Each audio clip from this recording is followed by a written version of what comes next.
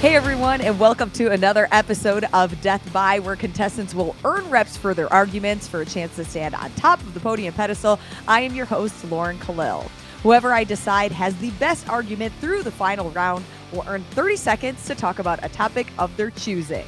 On today's episode, we have two-time Affiliate Cup champion and seminar staff head trainer, James Hobart, CrossFit Games reporter Nikki Brazier with kettlebells and cocktails, and CrossFit Games athlete Tim Paulson. Happy Halloween, y'all. Let's play Death By. Topic 1, the Rogue Invitational. It just wrapped up this weekend, crowning Laura Horvath and Pat Vellner as the 2023 champions. Let's go around and hear who each of your top performances was from the weekend, whether it's an event, if it's a specific moment, specific athlete, and tell us why. James, we will let you start this round. Oh man, I don't have a super exciting answer, but I'm really happy for this person. I think it's Pat Vellner, and the short answer is because I just think the dude is unkillable. There was so much talk leading up to the Rogue about Adler and Roman and Ricky, and Vellner has been consistent there. I think he's just one of those athletes where, because of his persistence, you just can't get rid of him. And he shows up at the top enough and has enough experience under his belt that any weekend could be his. So for me, he's the top performance. Like I said, kind of like Pat, nothing too fancy, classic Pat style, clawed back from a slow start on the weekend. Kind of had a slow finish too, but still came out on top. So super excited to see him take that win and excited to see what he does the rest of the season. So. Do you think that this will carry him through the rest of the weekend, or not weekend, the rest of the year for 2024? Oh man, it's interesting because I think the way Rogue is programmed compared to the rest of the season is it's different, right? Not good, bad, better, worse. It's just very different competition. So I think it's hard to make insights. That being said, it could go one of two ways. I think it's a lot of momentum because Pat, he's always been someone I feel like he knows he can beat anyone on any given weekend. But man, I see that big check up there, and there's part of me that's just like, this is comfy for the rest of the year. It'd be nice to take a year off. So no, I think it gives him momentum rolling into the rest of the season. He's super smart with his training. So it's just more fuel for the fire for him. All right. A good answer. It was kind of basic, so we'll give you 2 points. But I'll take it. It was a basic. I'll admit that. Nonetheless, it was fun to see Pat finally on top of the podium. Nikki, who was your performance of the weekend? I'm going to give you 2. I'm going to give you kind of like a quick answer and then sort of like a off the kilter answer. So my performance of the weekend is Laura, even though I did not have her slated to win. So James, I will give you that. You can gloat on your predictions there. I just don't think that anyone should ever be putting an asterisk next to anybody's performance or wins, regardless of what else is going on with the rest of the field. I think in that moment in time, was that person the winner or the fittest on earth or the whatever in that moment? The answer is yes. And so I give her mad props for coming out on top over the weekend. And then my second answer is, as far as kind of like a little individual performance of the entire weekend, Danny Spiegel in event 5 in that Duel event, the knockout event, coming back from the very first heat all the way through with her top 5 got buys, and she had to get all the way down to that final 2 with Laura. My heart was racing the whole time. I think that was also one of the performances of the weekend for me. I think that Tier now has to make a turbo runner shoe that is signed by Danny Spiegel, because I don't think she could have even predicted that in a sprint workout she was gonna win that one. So that was really cool. I think she's built for sprints. I think that she's the first person to come out there and be like, long runs are tough for me. It is what it is. I'm a power athlete, but sprints are a power movement. And she crushed. I was really stoked to see it. I thought it was a fun way to shake things up. And you really want competition to stay interesting like that. So it was pretty cool. Great performance. We'll give you 4 points for that one. Tim, first question for you before we get into it. Were you jealous at all that you weren't on the field against these athletes? Yes, but also one rep max deadlift, so not that sad that I missed out or chose not to partake this year. Fair. But yeah, I mean, Rogue was really cool last year, and the programming is always really interesting and different. So like, just from a competitive standpoint, like it's a fun event to do. So yes, I missed it, but also I got a lot done around the house. The baby's nursery is pretty much finished, so we'll call it a win for being back here in South New York. Nice. Tim should Dad get life, we points love for it. that, for finishing Yeah. the nursery over the weekend. Oh, James says no. James says no. No bonus points. So what was your performance of the weekend? Dale and Pepper on the Echo bike? I mean, that was impressive. We'll give that a shout out for sure. I love the Pat Vellner answer. Again, he's a good dude, and it's great to see him have some success and still be having a lot of success. But my two performances for the weekend, number one, Alex Kazan, for kind of solidifying herself. She had a great finish at the games this year as an up-and-coming young athlete. And I think to go out to Rogue, to have some standout events, to win the deadlift, she won she won two workouts in probably the most competitive women's field you could ask for. So I think for her, just further solidifying that she is the real deal, like having a top 5 at Rogue, a top 5 at the games, like definitely a young and up-and-coming athlete to be looking out for. And then second has to be honestly Tia. And even though she didn't win, I mean, everybody should be absolutely terrified. Like, to be 5 months off of having a child and to come back and be in a serious contention for the top spot with the best, the reigning fittest woman on earth is just kind of off the charts. I mean, and I think she's probably maybe more dangerous because she didn't win, because obviously she hasn't lost in whatever, like 7 years now. So I think, the fact that she's only 5 months out, she now has kind of a loss under her belt to kind of fuel the next 7 months or whatever of her training. Very, very, very dangerous person. So those are my answers. 3 points for Tim. We're going to follow up to that before we hit the next round. With Tia and Laura being so close in the point spread, both going into the final event tied up, do you guys think that this is a race that we could seriously see at the CrossFit Games, knowing that Tia is going to be further out from giving birth, but also knowing that Laura now has the confidence to know she can actually beat Tia? Do you think that it will actually increase both of their fitness and show us a race like this again? Yeah, I mean, the race at the games is going to be fantastic. Like, first and foremost, yes.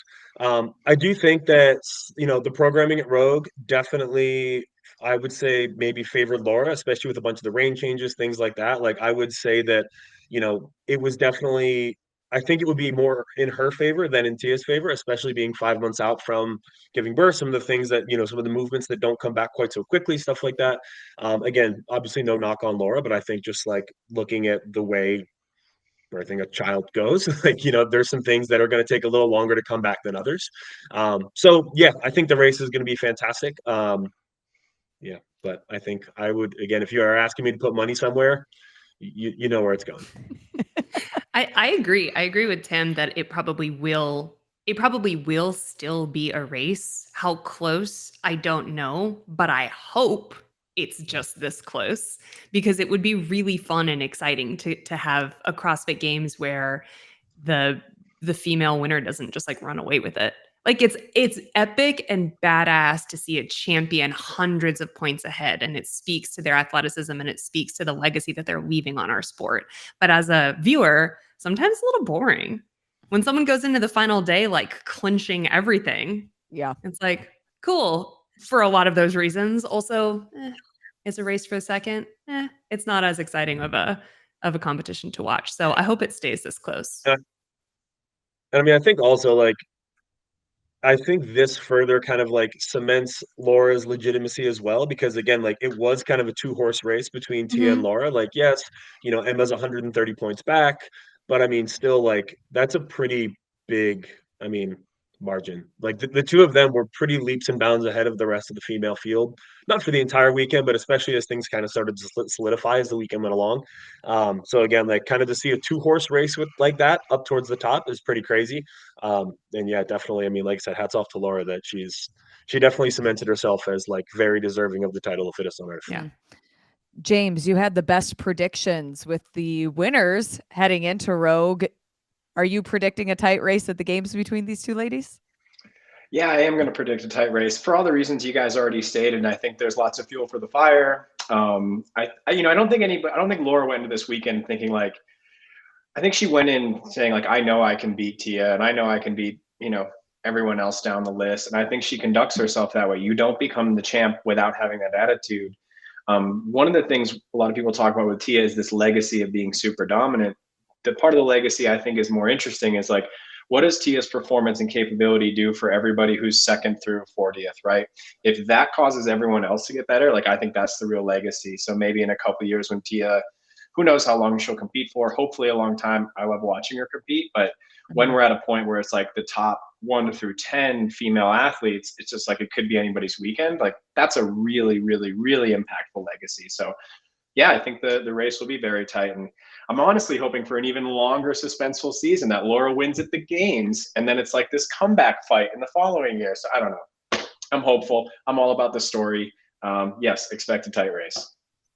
A lot of time to still see what will happen. A few more off-season events until 2024 kicks off. Feels like it's right around the corner. Yeah. On to topic number 2. I'm really excited about this one and to see what you guys think, because events like the Duel and the Max Deadlift, it brought us some of the most exciting moments of the entire weekend. Nikki mentioned Danny Spiegel and Laura Horvath racing in that photo finish in the Duel. And then, of course, Chandler Smith pulling an impressive 610 pounds on a deadlift. But one caveat to these is both of these events alone had athletes on the floor for 5 hours. Is there a way that the format of the workouts could be condensed and still result in some of these incredible sports moments? What are your thoughts? Tim, we'll let you kick off this round. Yeah, I mean, I don't know if I have an answer for you, but the answer is yes, we need to condense these because even as like an athlete, obviously, and fan of the sport, watching the Duel was like hard. It was just so long. The seeding process between rounds was so long. Like, you only get 25 seconds of action and then you're sitting for 5, 6, whatever, 10 minutes at a time. So it was a little hard to watch. The event itself was a great race. It was fun, but like they definitely need to find a way to quicken that up. And I don't know if that's perhaps more technology, like faster turnaround times, something to speed up that process, whether you mix the males and the females. So, so that I don't know what the answer is, but like, yes, something needs to be done to make those not such a drag. I think the deadlift and the max lift setting is a little bit different. I don't think there's necessarily as much because it's kind of like the sandbag ladder at the games. This slow build is okay. Like I think it creates a little bit of drama. You start to see people, the deadlift pull slow down. So you're like, oh, are they going to hit the next one? So like there are things to watch, although admittedly in the early stages when there's 4 lifters at a time, like it can be kind of hard to actually take in each person's lift, kind of on that split screen. But I don't think it's as big of an issue because you still get to see a real kind of narrowed focus as we get into those bigger lifts.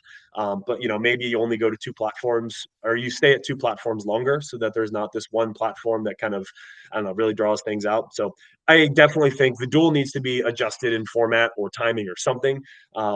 Again, how technology is probably the answer. Is there, I'm going to hold on to my question because I'm curious if any of you will bring it up. Nikki, let's have you go next.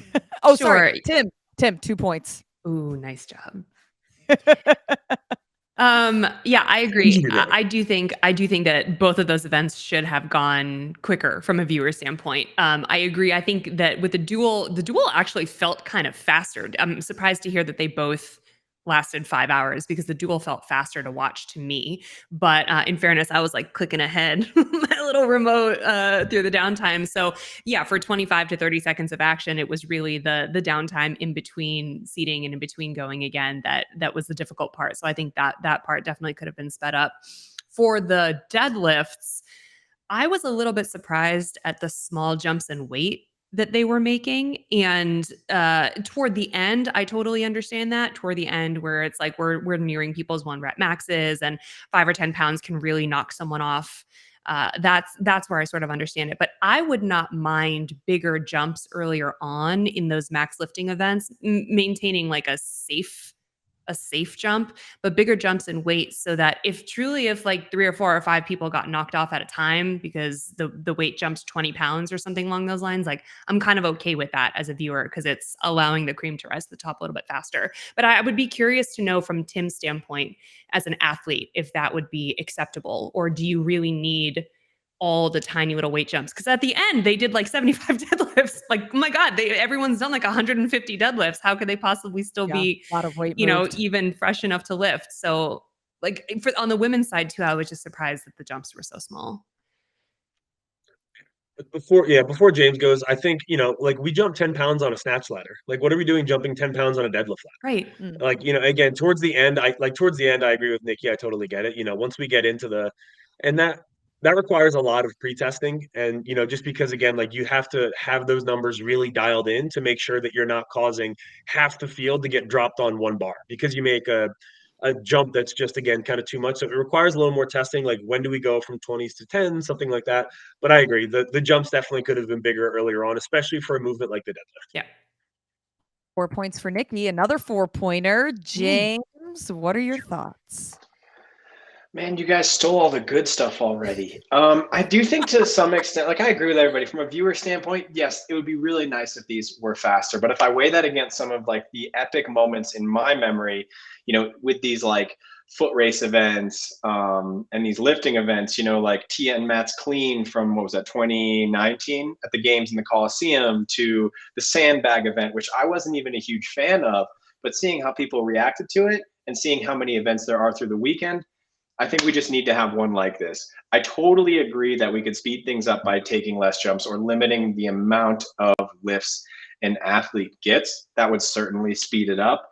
But I think as long as the weekend isn't littered with events like this, where the setup time or transition time takes longer than the actual fitnessing, I think 1 or 2 is totally fine. I think it's something the fans will still accept and be happy with. Now, if this was only a 3-event weekend, I'd be a little bit more concerned. Like, hey, we'll do a Metcon for 20 minutes. Then we're going to have this 5 hours of just setting things up. The other thing, and this is just the logistical struggle of running events, but hey, that's the burden of the beast. Is just have more lanes. Like, let's have a duel where there's, lots and lots and lots and lots and lots of athletes going. I think that would be a simple way to fix that, though the gear they had set up was pretty robust for sure. So I guess I'm on the side of the fence where it's like the events and the moments that have come out of these events, I think it's okay to have one. I think at the end of the day, it's worth it. So I'll be the stick in the mud. Okay, that's okay, James. I'm going to give you 3 points for being the stick in the mud today. Take. Yes. Hot take. Yeah. I have 2 takes on those events as well. I think Let's a hear fix 'em. that just came to mind for the deadlift ladder, Ooh. you could keep the 10-pound jumps, but maybe like athletes get to pick their starting weights and you only get like maybe like 5 bars. So like you could pick to start at 545 and you get 6 attempts, but obviously like you don't get anything before 545. So that like might eliminate like such a clog at like every single barbell, because if you're not a stronger athlete, you would choose to start at the starting weight. Like you would, if like, so like you could kind of eliminate it that way. Again, a little bit of a logistical like hurdle possibly, but, or maybe it's only 3 bars or 4 bars. Like, you could have them pick, because then there's a little bit of strategy on the athlete side as well. Because if you start too light and you only get 3 lifts and you're like, oh, well, crap, I should have gone heavier. Like, you made that strategic choice to not do that. Like, you hamstrung yourself by making a bad decision on underestimating your abilities or whatever the case may be. So that's my thought on the deadlift. And on the duel. Before you go to the duel, question on the deadlift. The only problem I could see with something like that is that some of the weaker, I hate to use the term weaker, some of the less strong athletes might have to do their lifts almost one next, and then the next one, and the next one, like almost 3 in a row before the heavier athletes even get to the bar. James. Yeah, I mean, yeah, so, that's definitely. He's like, hi, it's me. I'm the problem. Yeah. I mean, yeah, it could definitely be that way, but you see that in like Olympic weightlifting meets too. Yeah. Like the bar only goes up. So, it's like if you're like one of the weaker people in your session, like, yeah, you end up hitting all your lifts before the big boys in the back kind of roll out the big weights. So, but then how does that affect the stronger athletes going from a warm-up area and then maybe waiting almost an hour before they touch a heavy barbell? Is that a safety concern? Yeah. Yeah. I mean, yeah, but that's honestly as easy as a warm-up platform that's out of view of the, like I think a warm-up platform is necessary for heavy lifting events anyway. Like we should always have one, and athletes are always appreciative when we actually do have one that's near our field of play, whether it's at the games or otherwise. So like I think you could pretty easily mitigate that by having a bar sitting around, having a deadlift bar sitting around that they can play with. Like I think you could pretty easily mitigate that side of the equation. But yeah. Okay, And then what were your thoughts for the my duel? only other I think honestly, get rid of the bye. I don't like it. It's the middle of a competition. Stop giving the top 5 a bye.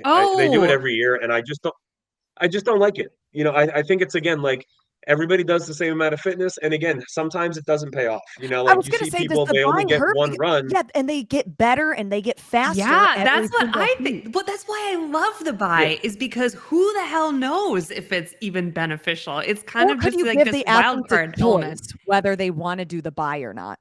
No, that complicates way too much on the back end. Like the broadcast would be panicking, being like, "Did this person decide they want to go? Are they in the lane? True. Who do we shoot?" Logistics. That would be, please don't do that. But I do I have that question, and it makes me love it because I'm like, "Ooh, these guys get a bye. They're automatically in. Like, good for them for being at the top of the leaderboard." But then I'm watching the athletes who have had to do it 3 or 4 times by the time the big dogs get out there, and I'm like, "Oh, they know their shit." Like they know what they're doing. They're getting faster every round. They're figuring it out. And so now I don't know, because with a 25-second event, they're not that fatigued.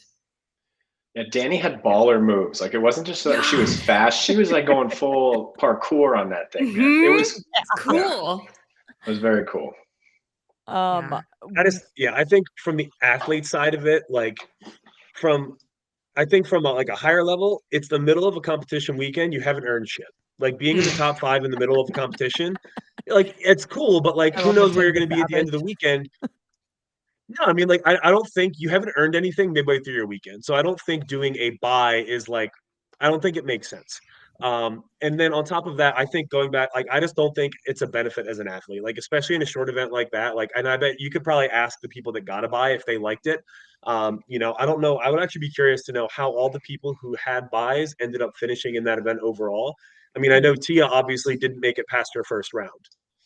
So I don't know who else kind of stood out like that, but she had a bye and immediately got cut after her first round. So I don't know how other people did that had a bye, but I don't know if there's necessarily a benefit there. And like I said, I don't really like it in the middle of the weekend. Okay, here's a thought for the deadlift. What do you guys think about men and women going at the same time? I love it. I'm here for it. I love it. As long as they have, to Tim's point, because the women will probably finish earlier, lots of them, if not all of them. No, I'm not thinking of them starting at the same weight, but almost if you had the women pull in 1 30-second window, and then as they're resetting, then the men are pulling on the opposite. Oh, like a side-by-side thing? Always action going on. Yeah, with 2 different bars, obviously set. Or I love it. 2 women, 2 men. I love it. I think logistically to start, if you had it going that way, then you would probably need double the platforms. So you could have, for sure, 4 people across the top of your screen and then 4 people across the bottom, and then whittle it down to 2 bars, 1 bar, whatever it may be. But I think that's a great idea. Are there enough plates on the planet for these athletes? Also be lifting unsure. At once? Logistics again, it would be the big question with that. I was thinking more of everyone could start on a giant mechanical floor, and every time you deadlift, your floor raises up a little bit. And when you get to a point, if the people who are in front are more than 50 pounds ahead of you, your floor opens up into a trap door and you just disappear. Yeah. So something like a mix of a Beyonce concert meets Gladiator is kind of what I'm going for. I was just thinking this is like a concert of Taylor Swift, but Beyonce, yeah. I don't know if Rogue can build it, but it'd be cool. Rogue can build it. Rogue can build it. They can build it would be Rogue. They can build mechanical sharks to be down there when your friggin' floor That's opens even better. up. They can do anything. Jumps out and eats you. Yeah. It's a deadlift. It's a dead lift. Ooh, there? Yeah. Nice little play on You're words. welcome. Halloween. Sorry, I derailed that. Okay, well, good conversation nonetheless. Amazing events, but yeah, the only kind of takeaway is if we could expedite it, it would make it even that much more exciting. On to topic number 3. So the Rogue Invitational, the roster is always stacked with many familiar faces, but also some new ones to the elite men's and women's field. Athletes like Garrett Clark, Victor Hoffer, Kyra Milligan were just a few Rogue rookies, but of the rookies, who impressed you the most over the weekend and why? Nikki, I'll let you start this one. Ooh, okay. My pick for sort of like rookie of the competition is Jelle Hoste. I love watching that guy compete. He came out of nowhere at games. I was unfamiliar with him as an athlete, and I just think he's like holding it down for the tall dudes out there, which is not what we see often. Like, haven't really seen that really at an elite level. Well, I guess Tim, you're also holding it down for the taller dudes. I'll give you that, buddy. But I don't know. He reminds me of how Spencer Hendel used to move back in the OG days, and I really like when names kind of come out of left field and you're like, dang, who is this person? How did they get good at their home gym or working out in their garage or whatever? And now they're out here playing with the big dogs. And I think he finished 11th. I think that's a really solid finish when you've got a field of people who were literally invited because they are the most epic athletes in the world. And so he's doing a great job. He's also like a dead ringer doppelganger for my husband. So we're big fans here in the Fraser house. But I do really like when we see international athletes and athletes of different statures all doing well out there. I think it gives CrossFit a really nice, like well-rounded appearance to the people who may be viewing us for the very first time. Yeah, I would agree with that. Jelle Hoste, certainly exciting things to come from that athlete. 3 points for you, Nikki. Oof. James, who was your rookie of Rogue? I screwed this up because I thought it was just first time Rogue athletes, not like rookie from the games. Well, you could take it that way as well. Yeah, okay. That's kind of how I took it too. You're fine. Well, then I hope I'm right here. I did a little bit of research over the last 3 years, but I could be wrong. I think it's Alex Kazan. Because she didn't compete in Rogue the last 2 years. Mm-hmm. And the reason is, well, there's a couple things here. One, her games performance was amazing. And like I said, I think the Rogue programming, while well-rounded, is different than games programming. And the flow of the weekend is different. And she is still performing very, very, very, very well against a field, as you said, of stacked competitors. I don't think we see her yet maybe winning the events that she's not best at, obviously. Like she's like, I think she has a better 1 rep max bench than I do, but my mom probably does. So most people do. Her strength and strength application inside of workouts is absolutely astounding. And what I also think is really cool about an athlete like this who has some like outstanding strength numbers and capability is it's very obvious what she needs to work on leading up through the rest of the year. So not only impressive at Rogue, I just think she's someone to like keep an eye on through the rest of the season as far as continuing to see improved games performances, and falls into that bucket of, Tia's amazing and running at the head of the pack. Laura is now there. But who else do they pull up, in their wake? So Alex was my pick. And I'm glad you let me not just have only games rookies because I screwed that up. No, James, you didn't. I'm going to even give you 4 points for that. That was a good answer. And I think that Alex is someone we certainly have to keep an eye on. And it only solidifies her performance from the games with what she did at Rogue. Tim, who do you think? Well, they took the easy ones. Ooh. No, so like those are definitely, I only say easy because those are the two people that I had in mind as well. Like they were the two first that came to my mind. Like Jelle on the men's side, solidifying another good, rookie appearance at the games. But I think the other person that I don't know if she's a Rogue rookie, but Emma Carey, I don't know if she's a Rogue rookie. So you're going to have to fact check me. But I think just looking at it as a bounce back year, 2022 being cut short due to injury and kind of continuing her trend back as a younger athlete coming back from injury. I think it was just a really impressive performance, to finish 6th against this field and kind of solidify herself as okay, I'm doing all the right things in training. I'm starting to come back. There you go. I just got corrected. It's her second appearance. But anyway, so award me no points and may God have mercy on my soul. But anyway, I still think it's a very impressive performance from Emma. just from a comeback standpoint, to be up there with the best in the sport, after kind of succumbing to a pretty serious injury last year. I just think it's really great to see, and, especially against a field like that with programming that was frankly, she did have a back injury. So that was a very, I would think that weekend was a bit of a bacchiotomy for the athletes, like a 100 max deadlift, bunch of sandbag moving, 120 power snatches at a lightweight where you're basically just doing RDLs the entire time. So yeah, I think a pretty big confidence booster for her and a great weekend overall, but award me no points because she's not a rookie. Yeah, you failed the test, but you made it sound really nice. So confident. I believed you, Tim. I know. I just realized also that it was Tommy saying something privately and not someone calling me out in the comments. So I might have gotten away with it for like a couple hours on social media. No. Anyway, I'll be honest though. We all see the chat. Tommy and Sean, and I was like, I think she was there 2 years ago, and then he commented that it was Sean. Thank you for our fact checkers in the background. Good response, but no points for you, Tim. And that leaves Nikki Brazier winning 11 points as the Death by episode 23 winner. Dang. Champion.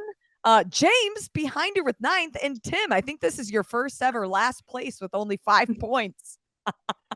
I think it is. Yeah, not my best showing. Dang. Not your best showing today. But Nikki, congratulations. You've earned 30 seconds. Podium pedestal. What do you want to talk about? Well, my podium pedestal topic might spark more conversation, actually, than I originally thought that it would. So I saw recently that Dave Castro confirmed that the Open coming up again next season is going to be 3 days versus the sort of like OG 5 days that we used to have. And I have not heard from anyone recently, affiliate owners, friends, longtime coaches like myself.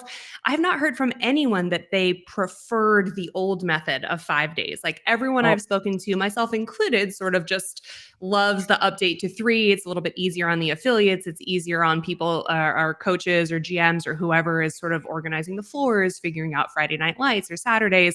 But man, the comment section online proves me wrong. Lots of people prefer 5 days. They think it's a better overall test. They say that they can kind of figure out logistics in their gyms. And so I don't know. I kind of just wanted to open it up to these guys and ask. Let's open it up. Too. Sean, put yourself back in the chat. He's in there shaking. Bring it in. He's nodding his head. He's like, bring back 5 weeks. I like the 5 weeks, man.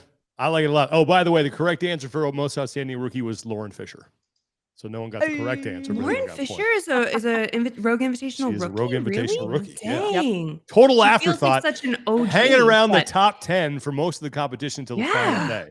Dang. And was impressive. But anyway, yeah, I like the 5 week, man. I thought I miss it. I really do. Because I think by those people who say like they were kind of figuring it out by 3, I'm in the same boat. It's like, okay, well, 3 didn't go well. And I get the thing with gyms. I do. I understand the logistics of it. But I do kind of miss the 5 week Open because for those of us that don't compete, that was our competition. 5 events. That's a full competition. I feel like in a more robust test. So yeah, I actually do prefer the 5 week Open. I think 3 with a 2-parter, with a guaranteed 2-parter, is like a beautiful, well-rounded kind of vibe. But I'm curious to hear from James and Tim, sort of like from the affiliate standpoint, what's easier and better. I mean, 5 was admittedly always a drag. And obviously speaking from the athlete side of it, it was a drag. Like I experienced more stress during those 5 weeks, especially going through the period where the Open actually mattered, like where you could qualify for the games out of the Open. Like the number of sleepless nights and retests and video reviews that I did of myself was like, I couldn't have hated it more. But how about since it doesn't really matter for you anymore? Does that change your feeling knowing that you don't need to retest? I mean, yeah, but then it's also like, all right, it's only 3 weeks. Get this the hell out of the way. Like, like now it's like, okay, if it doesn't really matter, like I don't want to spend 5 weeks doing something that doesn't matter. So like, I guess that's from an athlete in that era, very different. I think nowadays, like, I guess I'm a little more open to the idea of 5 weeks again. Just from like, I think I agree with Sean a little bit, like from yes, it was always annoying and kind of hard to engage everybody for 5 weeks, try and get people to show up, try and get people to care.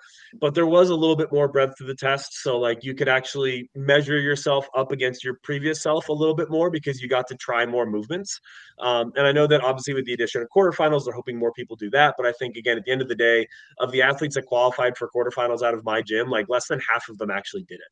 I think just because, again, they just don't really, it's a big logistical hurdle for them, like just to kind of like get to the gym on a Thursday and trying to squeeze this in. They need a judge. They need all, like they need all this stuff. Like it's kind of hard. So like if they do it, they will kind of do it on their own anyway, because like they'll just do the workout, see how they stack up for fun, and they won't really get a judge and submit their scores because it's just kind of a hassle. So I don't know if we're in the best place that we should be, just from getting engagement across kind of all fronts.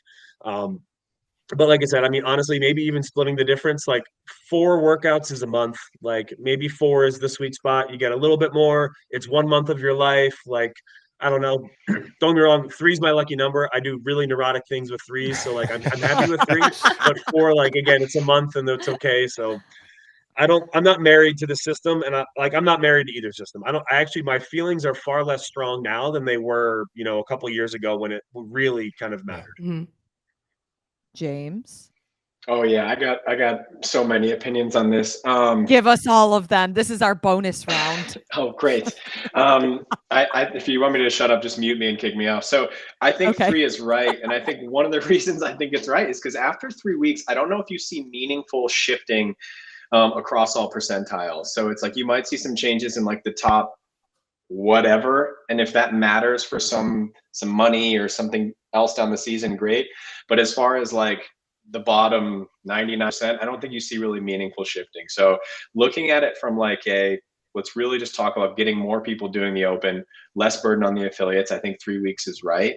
The other thing, and I made a hard play to Boz last year. I said, there should be no workout in the open that lasts longer than 15 minutes.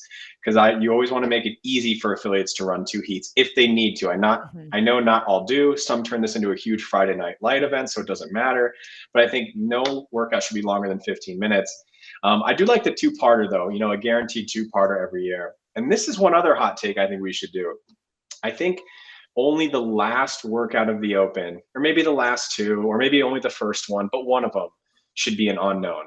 I think we should give like a layup as far as like, hey, here's the movements, here's the time domain, this is what's coming your way, affiliates, to get as much buy-in as possible. And making that first workout like so, I don't want to say mindlessly, but like so easy for affiliates to implement and people to do that they just have like they're like, why wouldn't I sign up? So those are some of the feelings I have around the open. So yeah, I don't know. That's an interesting idea. How much lead time do you think they need, James? If you were like, hey, we're CrossFit, please sign up for the open. Event 1 will be this. Affiliates, get ready. 2 weeks. Sure. And everyone's always like, well, people are going to do the workout multiple times. The people who care are already doing it multiple times anyway. It's like, and most people I run into, I think if you told them what the workout is a month before, they would forget it. You told them on Monday, they forget on Tuesday, and then the open shows up a month later, right? Because that's how most of our members are. So I think that would be really cool just to test out to see, like, could that get, would you see a big bump in the buy-in? I also think we should have a retest every year. If you were going to add a 4th workout, it needs to be a retest, because I truly think that is the best way, especially for those of us that aren't total CrossFit nerds, to compare year to year. That's the easiest way to do it. So bring back 7 minutes of burpees. Be a great one. Bring it back. You want to talk about accessible and everyone could do it, an easy layup for affiliates? Bring it back. I would be okay if that was. Want to talk about incentivizing people to do the open? Maybe not. Hey, Sean, come do the open. The first workout, 7 minutes of burpees. That's a no for me, dog. That's how you're. You can only have to get one. Like you could just get one. You could just get one. You can do that when you got 5 weeks, because that's when you're like, I still got 4 more, right? But yeah. No. True. If that's one of 3, that's hard for me. Yeah. I agree with James, though. I think the idea of I've always been a fan of the retest. I think there should definitely be one in there, especially from like a community standpoint, like the broader CrossFit community getting a retest on their fitness that's direct, applicable. Like I couldn't agree more. And also second the comment about workouts longer than 15 minutes because we do Friday night lights every afternoon, but we still run classes in the morning and in the midday. So like those workouts, especially like the ascending time frames where you earn more time and like one person's workout, it's like, like if someone, maybe goes like if they do scaled when they shouldn't and they end up just like doing this 20-minute workout and you're like, oh, like, even they're kind of like, what am I doing here? So it's like, I agree with like, we always run 2 heats in those classes though, because again, we like to actually adhere to the standards of having someone judge you and not just having a coach overseeing the process. So like we always run 2 heats. And when it's like, yeah, you need to cover muscle ups and snatching and run 2 heats over this 18-minute workout. Have fun. It's like, cool. So every class is an hour and a half today. Right. Love it. Like, so yes, I second that for sure. That thought. Do you think that in that situation, if the Open goes back to 4 weeks or even 5, then quarterfinals is kind of a wash and that stage should be eliminated, or is it still necessary? No, 5-week Open, get rid of quarterfinals. That's a really interesting idea because you could do the first 3 weeks, right? Kind of like how the Rogue did the C. The first 3 weeks would be like group participation for everybody. And the last 2 weeks, you could either pay a different entry fee or whatever. But the last 2 weeks, we ratchet up that nastiness in the workouts. No, I'm sorry. I don't think that regular people can have the unknown of how long am I doing this? How long do I need a babysitter on Friday nights? How long do I have to leave work early on Thursdays? If we want divisions like teens and masters to continue to flourish, these are people with like real lives who have shit to do. Like, I don't think we can be like, might be 3 weeks, might be 5 weeks. Best of luck at work. Telling your boss you got to leave early on Fridays. Like, we can't do that to them. No, that's dual income, no kids, right? I got a dog, a fur baby, a dog. So it's like, what do you mean can't you just put the kids in a crate? You can with the little hamster water thing. You can. Yeah, it's actually fine. I know. That's a good point. I mean, there's definitely something to what James said though, because like, I think from an athlete standpoint, everybody knows that you need more scrutiny when the qualifier matters more. And like, that's always the Open's biggest downfall is that there's not scrutiny beyond a certain point. And like, there's a massive effect that can be had by people entering flagrantly wrong scores. So like, I don't think that getting rid of you can't get rid of quarterfinals, but you also can't analyze the Open like you do quarterfinals because there's just too many people. So like there does have to be a happy medium if you want to keep the qualifiers for semifinals legitimate. But I think James might be kind of onto something like where, maybe it is like a 5-week process and the first 3 weeks it's, I don't know, maybe the scoreboard resets, there's a cut. I don't know what the answer is there, but like maybe condensing it down a little bit more and finding some happy medium of that could be a thing. And like when you go back to people with lives, like I think I agree, but also like if you know that you're going to be probably one of the ones competing longer, like you can also probably hedge your bets that like, yeah, I'm going to be in this for 5 weeks, and like if you're, there might be some bubble people that like maybe they make the 5 weeks and they don't, and like and I don't know. I think that you realistically know where you're going in the season for the most part. Like I think most people are aware of. I don't think so. I just like don't whether they're going to semifinals or not. Yeah. Well, yes, semifinals, 100%. Even quarterfinals, if you can make it. I don't know. I think for a lot. I was on the bubble last year. Yeah. I didn't know if I was going to get in or not. Well, okay, I think you're unique. Most people I know I will not make quarterfinals. I know. So no, I don't think that's true. I just don't. Here's what I don't think. I don't think we can talk out of both sides of our mouths here. I don't think we can be like, I know I'm not making wide quarterfinals. Open, everyone participate. Please do it. Be a part of this community. See how far you can get. Test and retest. And then like, I don't know if you're going to make it or not, but if you do, now you don't have time and you didn't have a heads up. Like, I just don't think we can do both. We're either like open and accessible and we're for everyone and we're trying to get the world to do this with us to make the world a fitter place, or you should know whether or not you can compete and prepare your time accordingly. Like, that's not fair. We can't do both. So maybe the Open isn't part of the season. Maybe the Open is just something for affiliates. Ooh, Lauren, we need another hour to talk about that, girl. But we'll bring that in 2 weeks. I like where this is headed, though. I like that point, Nikki, a lot. I want to say, like, I agree with both of you, with both James and Tim, in how you guys are viewing the Open and quarterfinals and semifinals very differently each section. And I would just add that I think if we're trying to do 15-minute workouts and make it really accessible and not put GHDs in it because every gym only has one or two, then quarterfinals also allows for an area or a time or a space where we could be a little bit more advanced in that sense. Like, I'm not saying take ring muscle ups out of the Open. I'm just saying, like, it gives you more opportunity when there's a smaller group of people who are now dedicated for a very specific thing to be able to move things around logistically or whatever it may be. Yes. Again, we could talk about this for literally over an hour. Like, there's so much there's so much, because again, like, I think we are all aware that the system could be better, and it's like, what are the small steps to make it better? Like, I think again, we're in a decent stage right now where, like, it's not the best, but like, it's good. Like, it's not incredible, it's not the worst. We're in a nice, happy middle ground. But again, I just think that, like, if the Open is just a participatory event, which it is for all of the elite athletes now, I think the Open's in a pretty good place for your elite, because again, they can hit the workout once, and frankly, you could just roll in at 80% and not give a shit. You're going to make quarterfinals, life is fine, and then you do it when it matters. And I think that the Open's in a good place from that standpoint, because I mean, I'll speak like very personally as well. Like, I will do Friday night lights every night at my gym, because again, like, I don't, like, at this point, I'm not stressed out if I have to run heats of people for 3 hours beforehand, do no warm up, and just roll into this workout because it's cool for my affiliate to see me do it. Like, I think that's a cool piece of it, where it just doesn't matter as much. So I'm personally lower stress, but I'm also not your normal games athlete who actually has any connection whatsoever to an affiliate. Most of them don't, so it's like, they're not going to. So to that point quickly, and Nikki, I'd be curious to hear how you feel about this, or everybody really, but it's like, the one thing I want to do is make the Open easier for everyone to do.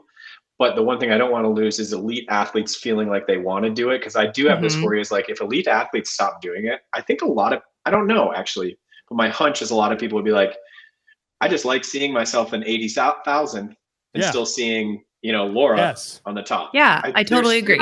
So it's like, how do you get both?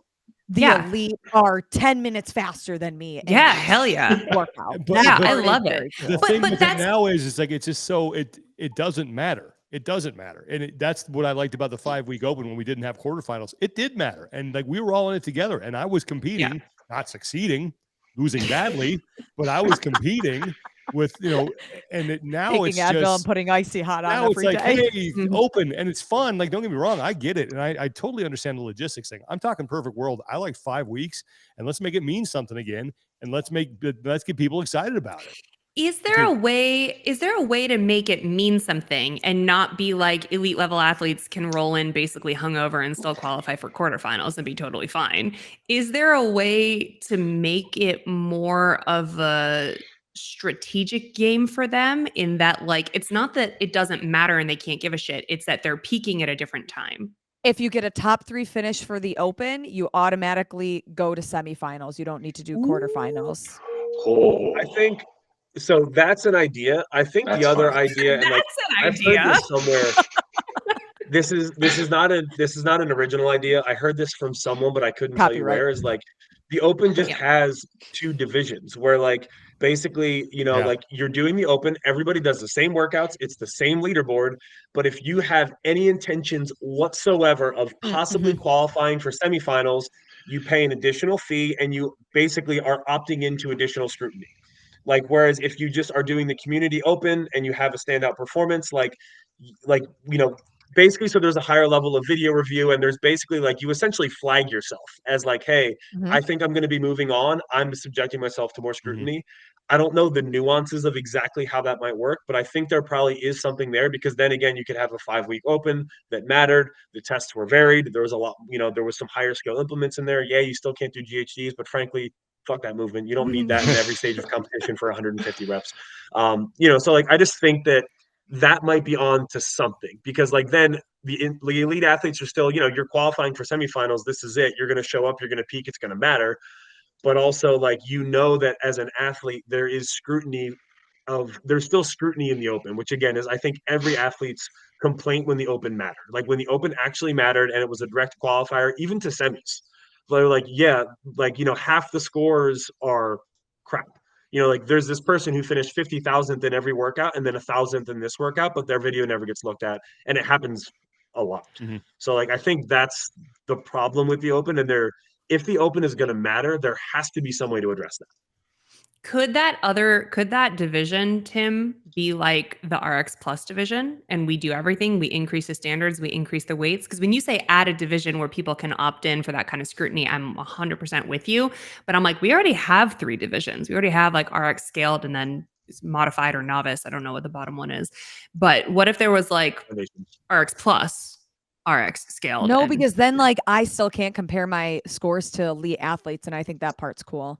Yeah. Well, what you couldn't even, well, okay, I see what you're saying. We need one division where the community is in the same boat with the same standards as the elite athletes. Yeah, I agree. Okay, just curious.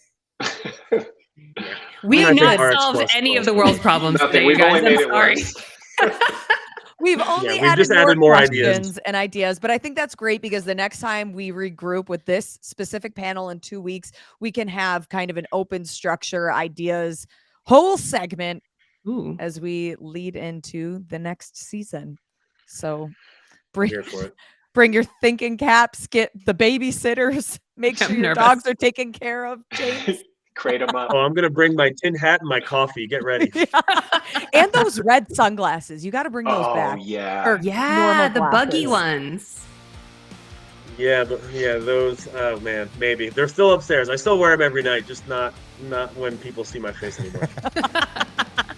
Thanks, Andrea. Oh, we love them. Well, Tim, James, Nikki, Sean, thanks for popping in. This was a great episode of Death by, recapping all things Rogue, talking a little bit about the Open. Some great conversations. Nikki, congratulations on being crowned our queen of episode number 23. From all of us here at Talking Elite Fitness, I'm Lauren Kalil, and we'll see you guys next time.